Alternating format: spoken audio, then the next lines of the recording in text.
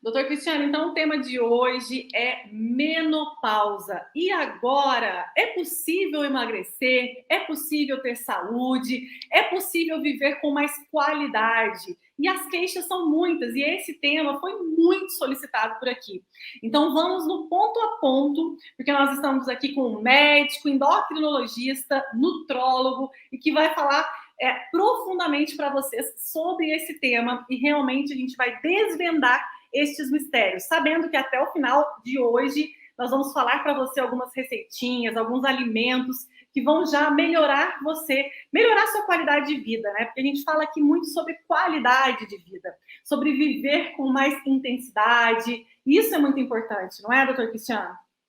É importante que as pessoas entendam que, por meio da alimentação, pode-se modular virtualmente quase qualquer hormônio do corpo humano. É claro que não é possível reverter a menopausa pela alimentação, mas é possível, sim, otimizar e muito os desequilíbrios hormonais que acontecem após, né, esse período, após essa fase onde que a mulher para de menstruar. Sim. Doutor Cristiano, a primeira pergunta de hoje, então eu vou te fazer algumas perguntas que todo mundo faz todos os dias lá no Instagram, para que a gente tire todos esses mitos sobre menopausa.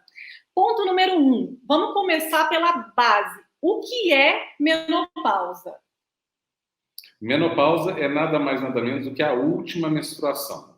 É isso. Na verdade, ela não é um período. A gente até trata dessa forma, por quê? Porque isso ficou consagrado.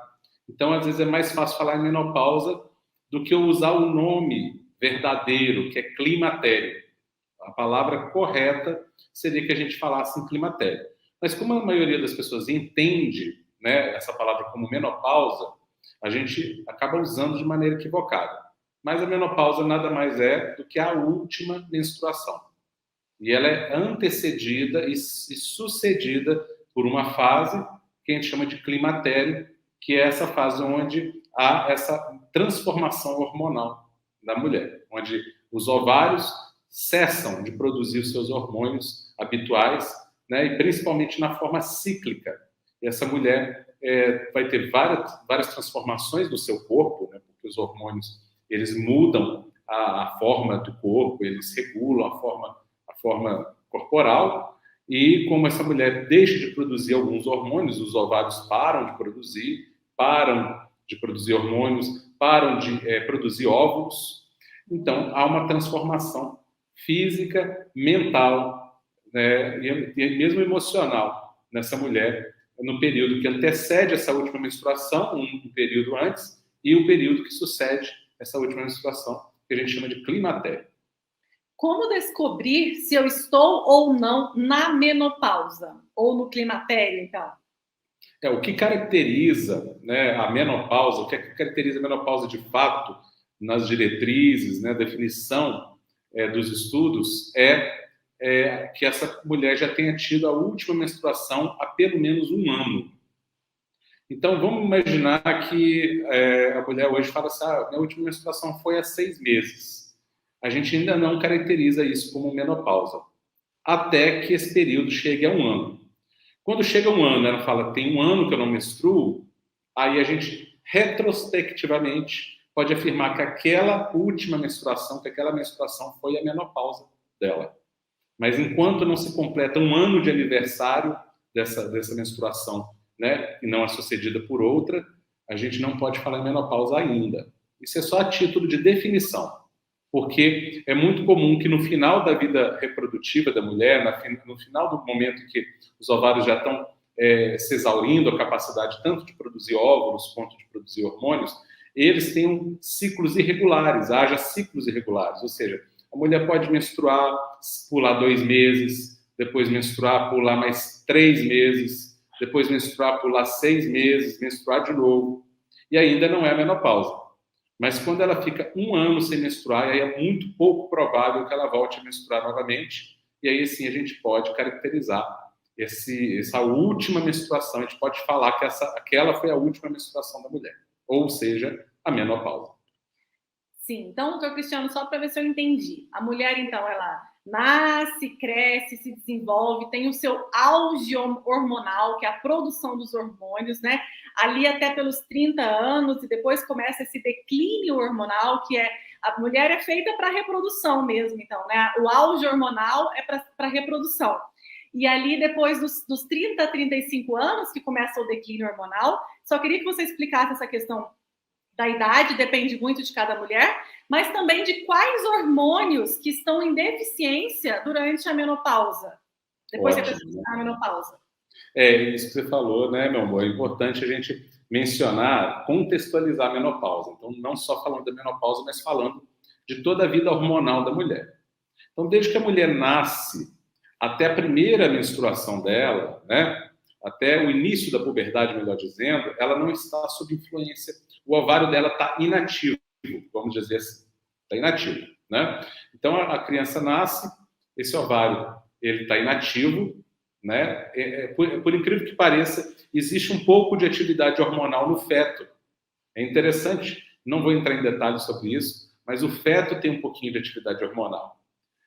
Tanto que não é incomum meninas nascerem com um pouquinho de pelinho na região pélvica, porque existe um pouquinho de atividade hormonal no feto, mas essa atividade desaparece imediatamente ao nascimento ou logo após o nascimento. E só vai voltar novamente no período da puberdade. Então, quando a menina entra na puberdade, ela vai começar a produzir os hormônios ovarianos novamente, e aí sim, dentro de cerca de 2 anos após esse início dessa produção hormonal, ela provavelmente vai menstruar. Essa primeira menstruação, que seria, vamos dizer, o contrário da menopausa, nós chamamos de menarca. Ela é a primeira menstruação.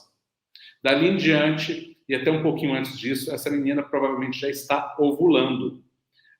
Os ovários dela já estão funcionando. Só que, diferentemente do homem, as mulheres nascem com um número contado de óvulos. Elas nascem com um número limitado de óvulos. E elas têm um número de ovulação, um número de óvulos que elas vão ovular pela vida, e quando chegou o último óvulo, acabou-se, né? Ela não vai produzir mais nenhum óvulo. O óvulo que a mulher nasce é o óvulo que ela já tem dentro do útero da mãe dela, os óvulos, né? Então, esses óvulos, alguns morrem e outros são liberados ao longo da vida. Esse é o período que a gente chama de menacme, é o período de idade fértil ou reprodutiva. E esse período, ele tem o auge entre os 18, 16 e 25 anos de idade. É onde está o auge dos hormônios dessa mulher. A partir dos 25, 30 anos, começam as quedas hormonais, as baixas hormonais. Isso acontece tanto em homens quanto em mulheres.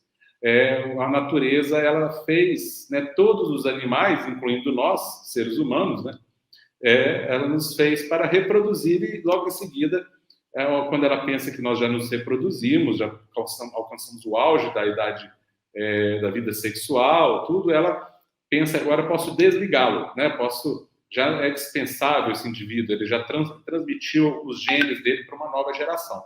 Então, a natureza não costuma investir em gerações que já estão aí há mais tempo, ela investe nas gerações novas.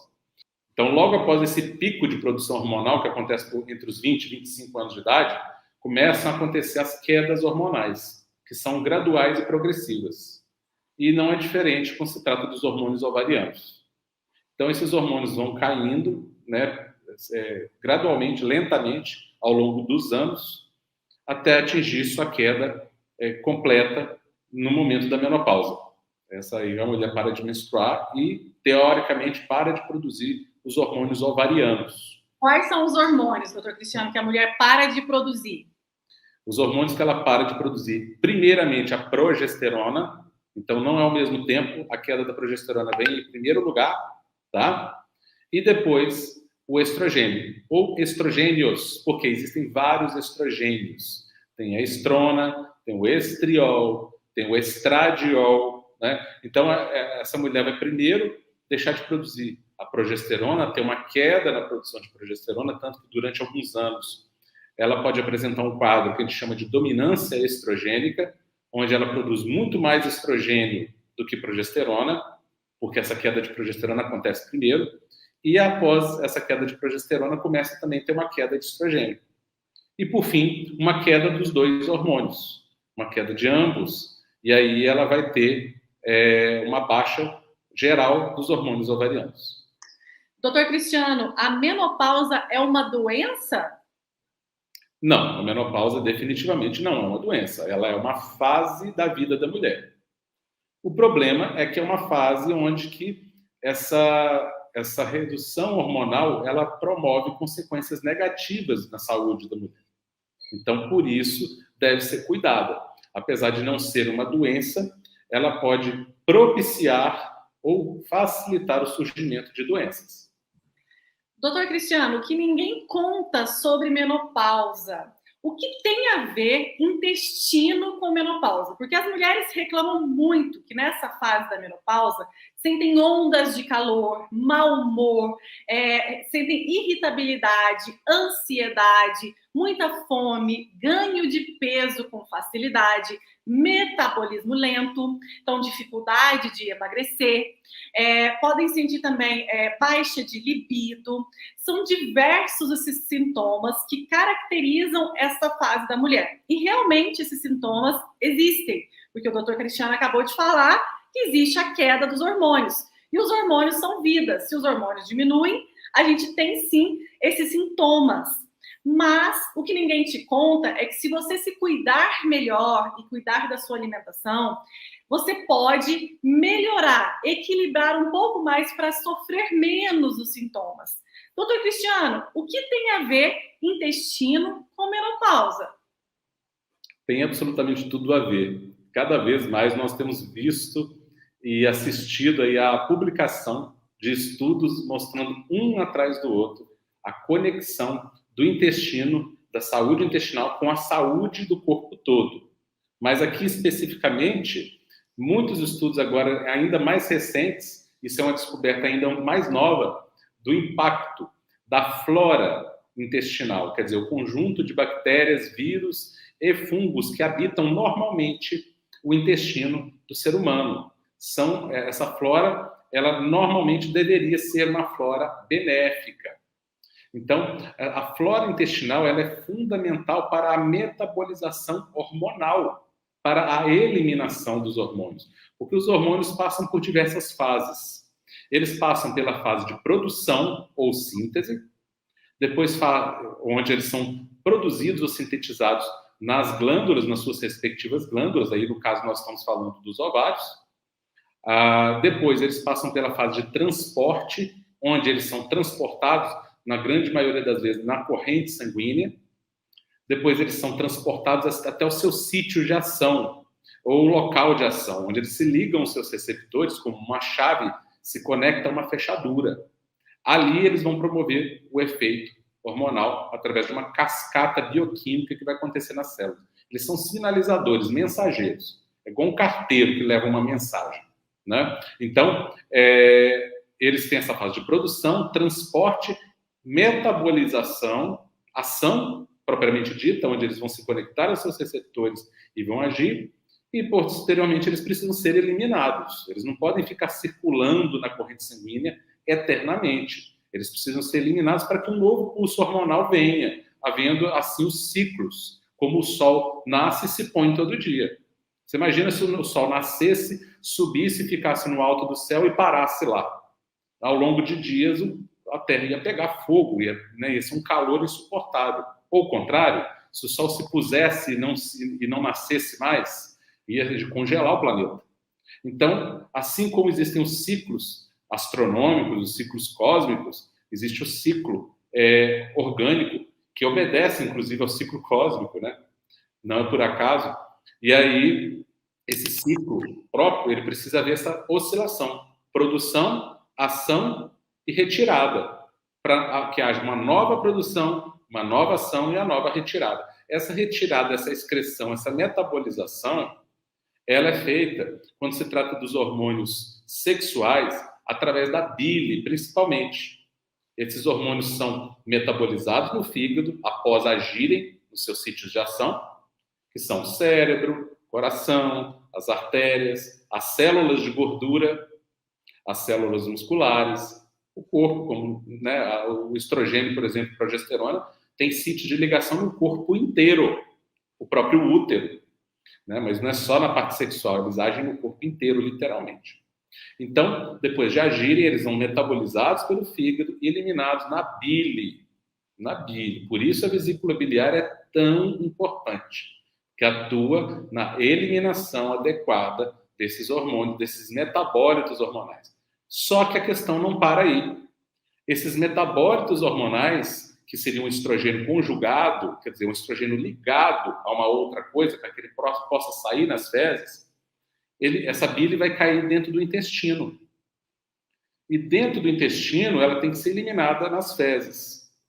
Mas existem bactérias intestinais que desconjugam esse estrogênio, desligam ele desse elemento, que vai arrastar ele para junto das fezes, e fazem com que esse estrogênio seja reabsorvido no intestino e volte para a corrente sanguínea, num evento que a gente chama de recirculação enterohepática. E aí, o estrogênio que deveria ser eliminado vai ser reaproveitado quando não deveria. Uma parte dele, isso é normal, acontecer com uma parte dele. O problema é quando esse processo se torna desbalanceado. Ou isso acontece de menos, ou acontece de mais. Como tudo na vida é um equilíbrio. Eu sempre falo, tudo é um equilíbrio. Não pode ser 0, nem 100, nem 8, nem 80. Então, quando há muita bactéria que desconjuga, que quebra essa conexão química, é ruim. Quando há pouca bactéria que faz isso, é ruim também. Né? Se há pouca bactéria que faz isso, falta estrogênio no corpo. É maléfico. Se há muita bactéria que faz isso, sobra estrogênio no corpo. Também tão ruim quanto. Tem que ter a quantidade certa. Então, aí entra a flora intestinal, um elemento fundamental na metabolização e na ação dos hormônios, no caso, principalmente aí, dos hormônios estrogênicos. Né? Que interessante. Doutor Cristiano, e quem não tem vesícula? Então, quem não tem vesícula vai ter uma alteração nesse processo. Por quê? Porque a vesícula ela tem o efeito de reservar a bile e eliminar em grandes quantidades a bile. A bile é feita para ser injetada em pulsos e não continuamente. Quem não tem a vesícula, essa bile vai escorrer continuamente do fígado diretamente para o intestino. Não é o ideal, mas paciência, né? Se já retirou a vesícula, não tem muito o que se fazer. Não tem como refazer a vesícula, né? Só perguntei porque foi um questionamento aqui de todas as pessoas, tá? A vesícula é, sim, importante. Essa história de que a vesícula é um órgão desnecessário, isso não tem menor cabimento. Né? Estudos mostram aí a redução de perspectiva, de expectativa de vida quando há uma retirada de vesícula. Certo. Doutor Cristiano, e aí esse microbioma intestinal, que é o famoso estroboloma, que é chamado, né? Então, aí a gente tem uma coisa chamada flora intestinal, que a gente também chama de microbioma, que é, como eu já falei, o conjunto das bactérias, dos vírus e dos fungos, que normalmente habitam o intestino. Não estou falando de fungos, de parasitas, não. Estou falando das bactérias, né? Normais. Todo ser humano tem e precisa ter bactérias, vírus e fungos. A questão é se esse microbioma está equilibrado ou desequilibrado. Né? Se estiver desequilibrado, ele vai ser maléfico. Se ele estiver equilibrado, ele vai ser fundamental à vida, inclusive. Né? Não só benéfico, como fundamental à vida. Mas, dentro dessa facção, vamos dizer assim, dentro desse conjunto de micro-organismos, existe uma facção, uma parte deles, que são especializados em metabolizar o estrogênio. E esse conjunto específico do microbioma intestinal, que são especializados em metabolizar o estrogênio, nós chamamos de estroboloma, que é um termo cunhado recentemente, né, que até outro dia não existia, mas hoje dentro da ciência existe essa palavra. O estroboloma nada mais é do que o conjunto das bactérias especializadas em metabolizar o estrogênio na luz intestinal. Que interessante, doutor Cristiano. Doutor Cristiano, então, vamos resumir aqui algumas coisas para ver se eu entendi, para o pessoal aqui ver se está entendendo comigo. Se a mulher entrou na fase da menopausa, ela precisa ter uma atenção maior com o seu intestino. Porque se ela tiver uma flora intestinal legal, um microbioma intestinal povoado de bactérias boas, né, e com equilíbrio entre bactérias boas e ruins, ela pode ter uma redução nesses sintomas ruins da menopausa. E é claro, pessoal, que nós estamos falando aqui da parte da alimentação natural, e isso não exclui de forma alguma um acompanhamento ginecológico, fazer os seus exames, buscar o seu médico de forma individual. Todos os nossos ensinamentos, eles são para ser associados, para ser inclusos na vida de uma pessoa que tem um acompanhamento médico individualizado. E a questão de reposição hormonal de cada um tem São que ser 20 horas. Tem que ser a questão de reposição hormonal. Isso é realizado pelo seu médico de forma individual, em consultório, com os seus exames. Aqui nós estamos falando de algo para que você, aí na sua casa, já consiga fazer, que é cuidar do seu intestino através da alimentação. Não é isso, doutor? Só para a gente fazer deixar muito claro, né? Perfeito. Deixa bem claro essa parte. Nós estamos aqui dando orientações nutricionais, que não substituem tratamentos médicos, que não substituem avaliação médica. Aqui nós estamos falando o que você pode fazer em termos de alimentação para melhorar a sua saúde hormonal. O que não quer dizer que você não precise fazer uma avaliação adicional, tá? Então, isso aqui é a parte exclusivamente ligada à nutrição. A nutrição. E só que muitas vezes as pessoas pensam, vão no médico, fazem seus exames e cruzam os braços. E não, a gente pode fazer muito por nós, se nós tivermos um conhecimento sobre os alimentos que podem sim nos ajudar e muito. Nós precisamos lembrar que a nutrição é a base do todo, é a base de tudo. Então, não adianta você fazer qualquer tratamento se você nutricionalmente não está bem, né? O seu tratamento não vai funcionar muito bem, não vai funcionar tão bem quanto se você tiver a base nutricional bem fundamentada, bem estabelecida. Então, faça a sua parte nutricional e contemple as outras partes, se for necessário. Se você e o seu médico julgarem necessário acrescentar, façam também. Mas a parte nutricional é o alicerce, é fundamento de toda a saúde humana. Então, você que está na menopausa e não quer ter metabolismo lento, não quer ganhar peso com facilidade, quer melhorar os sintomas de ansiedade, compulsão alimentar, irritabilidade, baixa de libido, todos esses sintomas, né, os calorões aí, a parte da alimentação é fundamental, sim. E dentro do seu prato tem muitos nutrientes que podem fazer com que você viva melhor, reduza os seus sintomas e tenha maior qualidade de vida. Está, sim, nas nossas mãos uma alimentação em prol à sua fase da vida. Então, em cada fase da vida, a gente tem que melhorar a nossa alimentação. Doutor Cristiano, o que eu posso fazer para melhorar a minha alimentação e com isso ter mais qualidades e redução dos sintomas da menopausa? Existe um alimento principal? Eu diria, né, existem vários alimentos que você pode ingerir para melhorar essa flora intestinal. Então, os alimentos fermentados são maravilhosos, porque eles são ricos em lactobacilos, que são bactérias muito benéficas. Bifidobacterium, por exemplo, também é um outro grupo de bactérias benéficas. Saccharomyces cerevisiae, que é um tipo de fungo de levedura extremamente saudável. Então, os alimentos fermentados, como a kombucha, como o kefir, o iogurte integral, sem açúcar, sem adição de açúcar, 100% natural. A coalhada, por exemplo, também outro alimento fermentado. Mesmo os picles, né? Picles de cebola, picles de pepino, também fermentados. E aí a gente fala dos alimentos japoneses, né? O natto, o tempê, mas isso não faz muito parte da nossa cultura. Seria a soja fermentada, não soja.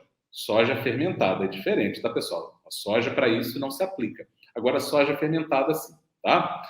Para quem gosta, tem paladar para isso. Então, os alimentos fermentados e também os alimentos, as brássicas, as verduras brássicas, que aí, por um outro mecanismo, elas têm algumas substâncias fitoquímicas que atuam no metabolismo estrogênico, não necessariamente no intestino, mas atuam no metabolismo estrogênico dentro do organismo, que também vão ser muito benéficas. E o que são brássicas? Brássicas são a couve de Bruxelas, o brócolis, a couve-flor.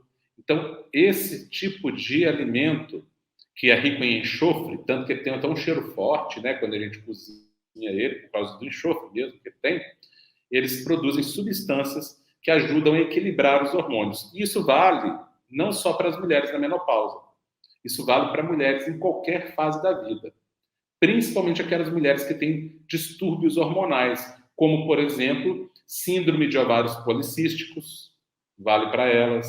Mulheres que têm endometriose, que tem uma base hormonal. A endometriose geralmente tem uma disfunção hormonal associada, tem uma dominância estrogênica ligada.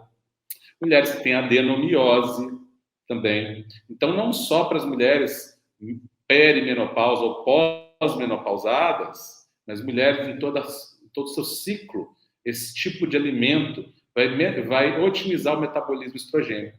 E a gente sabe que a melhora desse estroboloma, a gente melhorando essas bactérias que são metabolizadoras de estrogênio, quando a gente melhora o perfil delas, há muitos estudos comprovando a redução de câncer de colo do útero, a redução de câncer de endométrio, a redução do câncer de mama, que são muitas vezes tumores hormônio dependentes.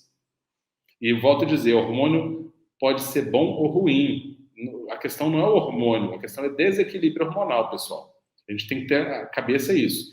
Estrogênio é bom, estrogênio é ruim. Não, pessoal, estrogênio em equilíbrio é benéfico, em desequilíbrio é maléfico, como qualquer outro hormônio. Né? O desequilíbrio que é o problema, não é o hormônio, como muita gente quer julgar. Salvo raras exceções, onde haja mutações genéticas raríssimas, e aí são exceções da regra. Né? A gente não está aqui para especificar exceções mínimas aí, a gente está aqui para falar para a coletividade geral. Né? E aí essas exceções o médico vai orientar, vai explicar direitinho. Então, esse estroboloma está associado com a prevenção de vários cânceres, com a melhora da síndrome de ovário policístico, com a melhora da endometriose e diversas outras doenças relacionadas ao status de desequilíbrio hormonal. Que bacana. Então, você aí que está vivendo essa fase da menopausa, que tal colocar mais verde escuro no seu prato todos os dias? Isso é muito simples, né? Através da couve, do brócolis, da couve Bruxelas. Outro alimento também que está incluso nas brássicas, que o Dr. Cristiano falou, é o repolho, a mostarda, o agrião, o rabanete, a rúcula. São alimentos simples, mas que você tem que colocar no seu prato todos os dias. É como se fosse uma dose de um remédio por dia, é uma dose de vegetal verde escuro todos os dias. Aquele pouquinho, né, aquelas folhas todos os dias no seu prato de almoço e de jantar podem sim melhorar e muito os sintomas da menopausa. Outra coisa que o Dr. Cristiano falou, que eu queria falar mais na prática para vocês também, a relação dos fermentados. Os fermentados também é muito simples de usar. Utilize aí um iogurte todos os dias, iogurte natural. Você pode fazer a coalhada, né? A kombucha está sendo muito falada hoje. Só você pesquisar na internet, você pode comprar ela industrializada ou fazer na sua casa. Os fermentados são muito bem-vindos quando não adicionados de açúcar, então tomem cuidado com os fermentados industrializados. E também existem fórmulas de lactobacilos, né, doutor Cristiano? Sim. Que podem ser inclusas na sua vida. Com a prescrição do seu médico, ou se você fizer algum tratamento, com certeza você pode ter uma prescrição de lactobacilos em fórmula manipulada ou em lactobacilos, que podem ajudar muito também nessa parte. Mas isso, seu nutricionista ou seu médico pode te prescrever, né? E é interessante porque essa questão do equilíbrio estrogênico, da dominância estrogênica, do desequilíbrio hormonal tem a ver com obesidade. É isso que é interessante, porque todo esse desequilíbrio hormonal, por exemplo, uma mulher que tem dominância estrogênica, ela apresenta um típico acúmulo de gordura nos quadris. Isso é muito típico, aquelas mulheres que acumulam muita gordura nas coxas, nas nádegas e nos quadris. Isso é típico de essa mulher está hiperestrogenizada. Quer dizer, é uma mulher que está recirculando estrogênio aos montes. Provavelmente ela tem um perfil de bactérias intestinais que promovem essa recirculação estrogênica excessiva, que eu falei para vocês, não pode ser nem pouco nem muito. Tem que ser equilibrado, tem que ter um pouco de recirculação, mas tem que ser bem controlado. Então, mais uma vez, a importância desse conjunto de bactérias, do estroboloma, para poder, inclusive, tratar ou prevenir esses quadros de obesidade, onde haja a obesidade causada pelo excesso de estrogênio. Então, muitas vezes a pessoa pensa em obesidade só por deficiência hormonal, mas muitas vezes essa pessoa está com obesidade por excesso hormonal. Essa mulher já começou a ter uma queda de progesterona, como eu afirmei anteriormente. A queda de progesterona começa a acontecer antes da queda de estrogênio. Ela passa a ter um predomínio estrogênio, com excesso de estrogênio, e o estrogênio em excesso pode estimular células de gordura a se proliferarem ou aumentarem de tamanho. Mas olha só como é importante a gente entender que é o equilíbrio. A ausência de estrogênio também provoca aumento de gordura. A ausência de estrogênio ou a deficiência, mas o excesso também. O excesso também provoca. Então, a quantidade certa de estrogênio no corpo da mulher faz com que ela tenha aquela barriga retinha, que as mulheres têm a tendência de ter barriga reta, quando elas estão com estrogênio ok, e não acumule gordura em excesso nem no bumbum, nem nas coxas, nem no quadril, nem no bumbum, nem nas coxas, nem no quadril. Então, é tudo uma questão de equilíbrio hormonal. Quando os hormônios estão equilibrados, as células de gordura elas não aumentam de tamanho. Mas quando os hormônios estão desequilibrados, as células de gordura vão responder a esse desequilíbrio hormonal e vão gerar o que a gente chama de obesidade, ou acúmulo de gordura excessivo, né? Por isso que as mulheres falam, né, que na menopausa ganham peso com facilidade. E realmente é uma verdade, então, porque existe esse desequilíbrio hormonal. E sabe o que eu vejo mais, doutor Cristiano, reclamarem? Que o formato do corpo muda, né? Às vezes ganha gordura em lugares ruins, né? Que às vezes aumenta muito a barriga, ou aumenta muito o quadril, aumenta muito as costas. Muda aquele formato natural da mulher na menopausa. E isso também é devido a essa baixa hormonal, né, doutor Cristiano? Essa deficiência estrogênica faz isso, né? Porque o que dá aquele formato feminino para o corpo? Basicamente o estrogênio. É o estrogênio que dá o formato feminino, aquela curva, né? A cinturinha um pouco mais fina, a barriga mais fininha, o quadril mais largo, um pouquinho mais de gordura no bumbum, no quadril, na coxa. Isso é o estrogênio que faz, que dá aquela curva feminina, aquelas curvas femininas. Essa mulher para de produzir estrogênio, ela perde essa ação desse hormônio e o corpo começa a se androgenizar, ou seja, ele começa a se assemelhar a um corpo mais masculino. Ela começa a perder gordura nas áreas onde são mais femininas e começa a ganhar gordura nas áreas masculinas, como no abdômen, né, na região do culote. Então, a cintura se alarga, o quadril diminui, o bumbum diminui, as pernas diminuem, porque ela está sob influência agora de outro modo, de outro padrão hormonal. Doutor Cristiano, outro alimento que nós não podemos esquecer para a mulher que está nessa fase da menopausa, ela precisa usar, né? São as oleaginosas. Elas possuem vitaminas, muitas vitaminas, e principalmente vitamina E, né? Vitamina E. Esses nutrientes ajudam a diminuir os fogachos. Então, as castanhas são muito importantes, né? As oleaginosas, que é rica em vitamina E.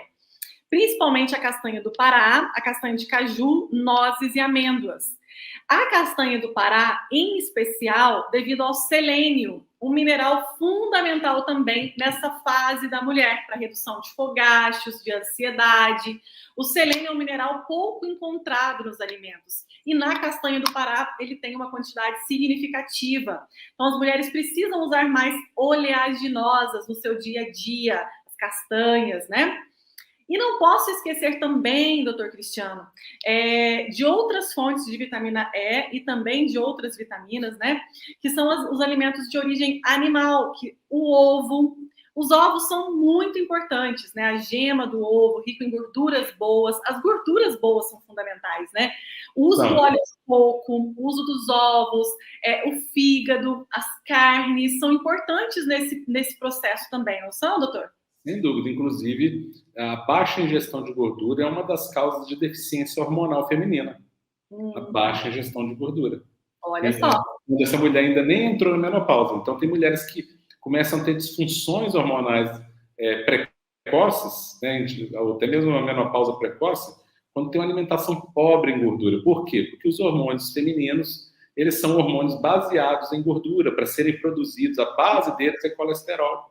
Então, quem não ingere colesterol, quem não ingere gordura, vai estar prejudicando a sua saúde, sim, as gorduras benéficas, é óbvio. E assim, falando de gorduras, né, doutor Cristiano, a gente fala um pouquinho do ômega 3.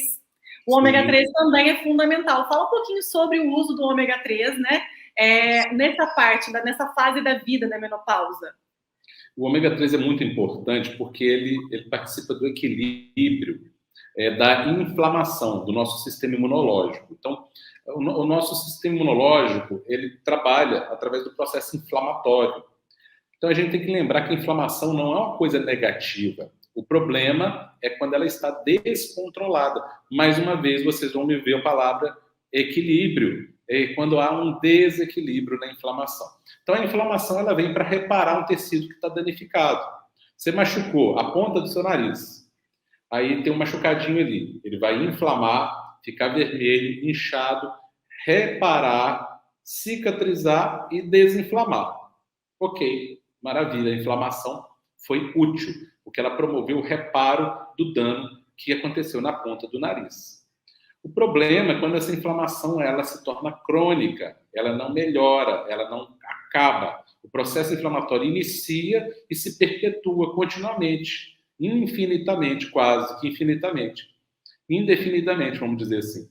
E isso acontece muitas vezes, por quê? Porque o corpo está programado para inflamar com facilidade. Ele já está pré-programado para inflamar. Então, qualquer coisinha ele inflama. E não desinflama mais tão facilmente.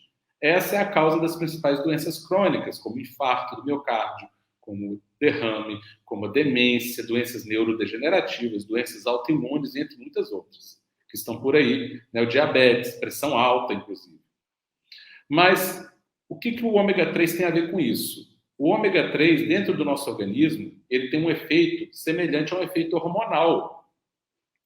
Pouca gente sabe disso, mas o ômega 3 que nós ingerimos e não produzimos, aí que está a questão, nós não conseguimos produzir ômega 3. Então, se a gente quer ter ômega 3 no corpo, a gente precisa produzir, ele tem um efeito hormonal no nosso corpo. E qual é o efeito do ômega 3? Fazer esse papel de anti-inflamação, fazer esse papel de resolução da inflamação. Então, deixa a inflamação acontecer, mas depois ele desinflama. E para desinflamar, precisa-se de hormônios. E esses hormônios anti-inflamatórios, que são fundamentais para o corpo também, tanto quanto os hormônios inflamatórios, e aí há que ter um equilíbrio entre os dois, esses hormônios anti-inflamatórios são fabricados a partir do ômega 3. Das gorduras ômega 3 e de um tipo de gordura ômega 6.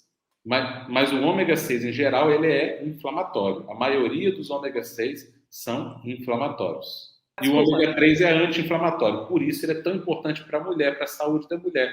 Porque essa mulher que está em desequilíbrio hormonal, ela tende a ser uma pessoa mais inflamada. Então, se ela ingere mais ômega 3, ela consegue reequilibrar esse mecanismo de inflamação e anti-inflamação.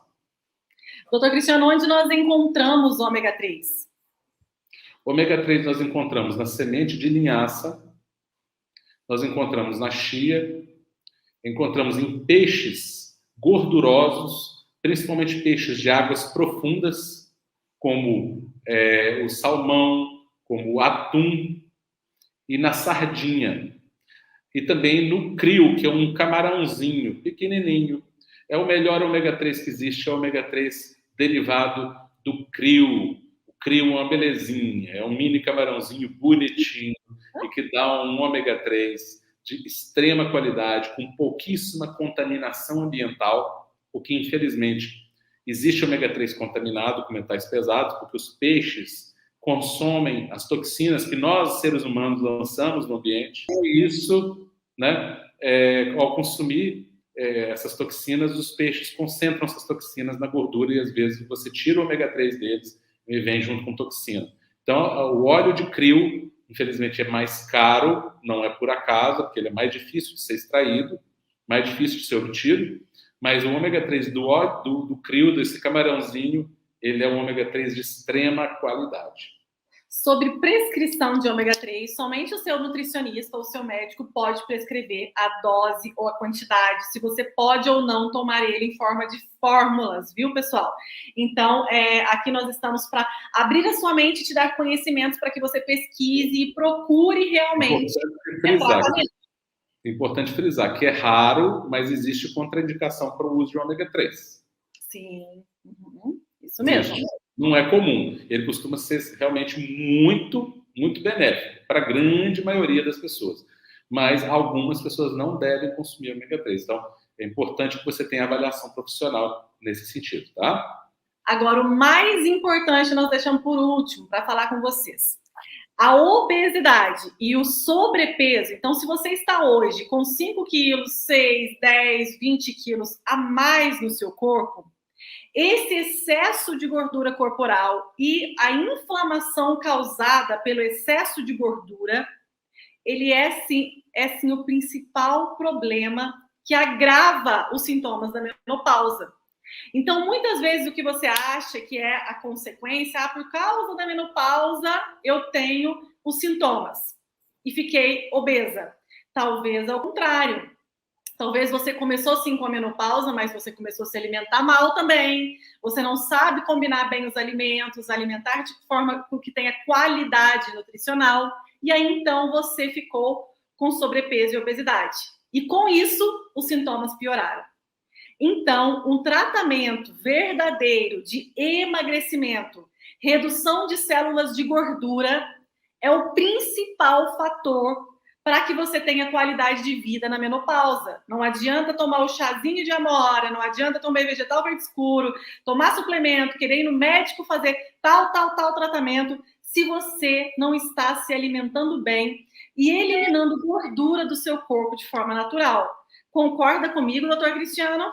Concordo perfeitamente. A tua colocação, essa colocação que você falou agora no final, eu acredito que ela é mais importante que o restante todo o podcast, é o mais importante, mais que tudo que a gente já disse até agora. As células de gordura, elas são células metabolizadoras e produtoras de hormônios. Nós precisamos lembrar disso. Elas produzem substâncias hormonalmente ativas e elas metabolizam hormônios, infelizmente de uma forma maléfica. Então, quem tem muitas células gordurosas ou tem células gordurosas muito proeminentes, ou seja, quem está acima do peso, né, quem está com sobrepeso, com obesidade, esse tecido gorduroso em excesso, ele vai produzir hormônios maléficos, ele vai metabolizar inadequadamente hormônios que já estão circulando no seu corpo. Isso vale para os homens e para as mulheres, tá? Então, por exemplo, no caso das mulheres e dos homens, as células de gordura têm uma enzima chamada aromatase, que converte testosterona em estrogênio.